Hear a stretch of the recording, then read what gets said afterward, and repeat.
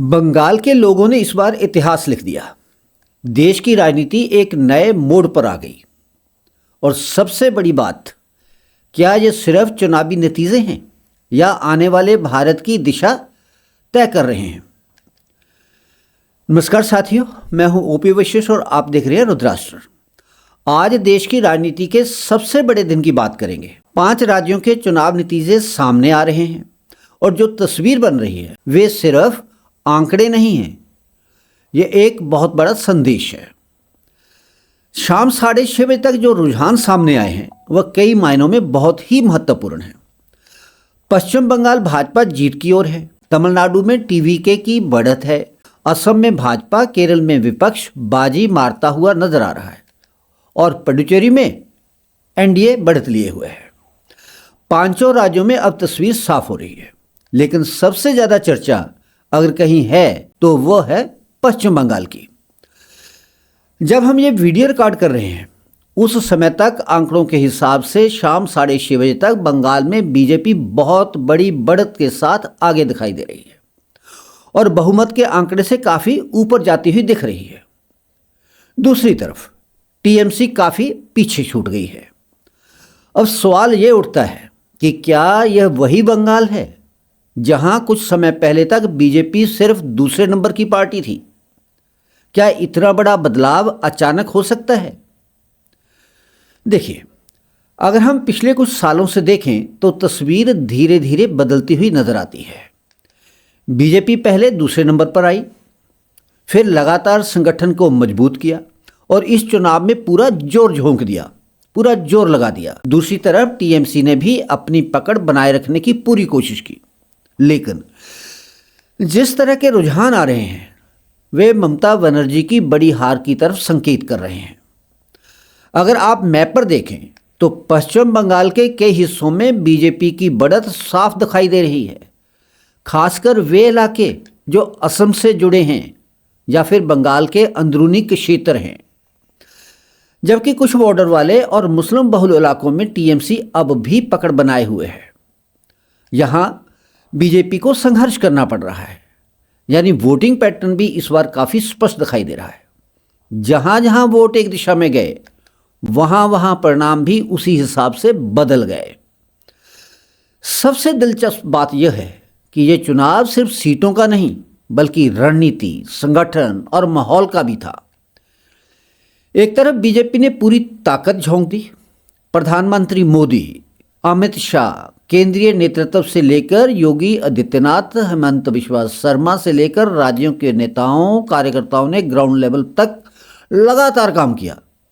छोटी छोटी मीटिंग्स, घर घर संपर्क और एक बड़ा नैरेटिव बनाने की कोशिश की और उसमें वे सफल भी हुए। दूसरी तरफ टीएमसी ने भी पूरी ताकत लगाई, लेकिन इस बार मुकाबला अलग स्तर पर था। भाजपा ने ममता बनर्जी को इस बार किसी भी प्रकार का विक्टिम कार्ड खेलने की कोई गुंजाइश छोड़ी ही नहीं और ना ही कोई ऐसी स्टेटमेंट दी जिससे ममता बनर्जी विक्टिम कार्ड खेल सकती, उसका फायदा उठा सकती। सुरक्षा के लिहाज से भी इस बार चुनाव लग रहा।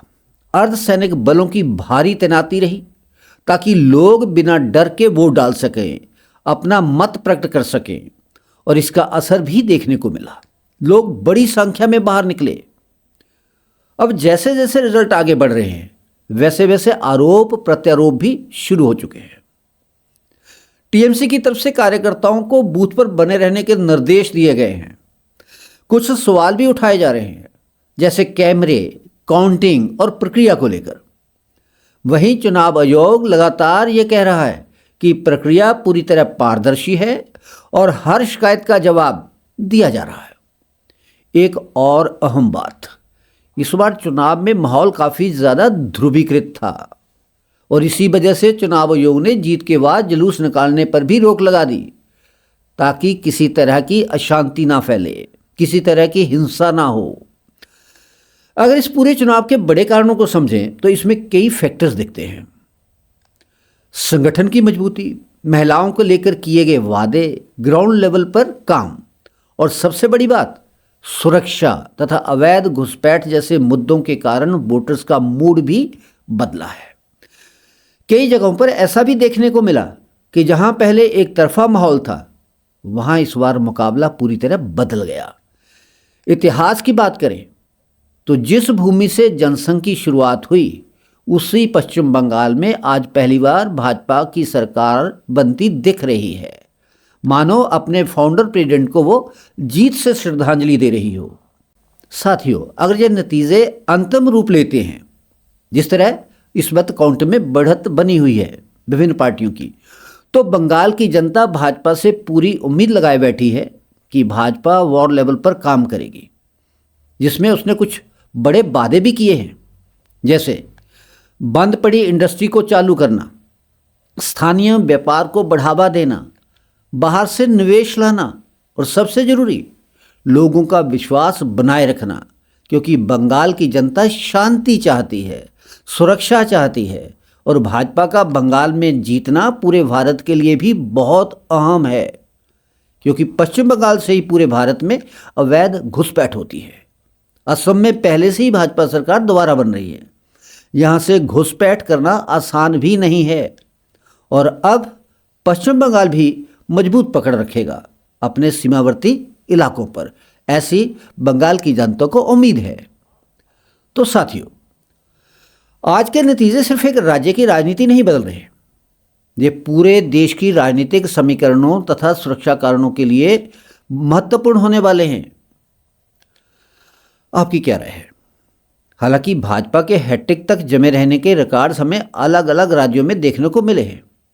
अब क्या यहाँ ये बदलाव स्थायी होगा या आने वाले समय में फिर नई तस्वीर बनेगी?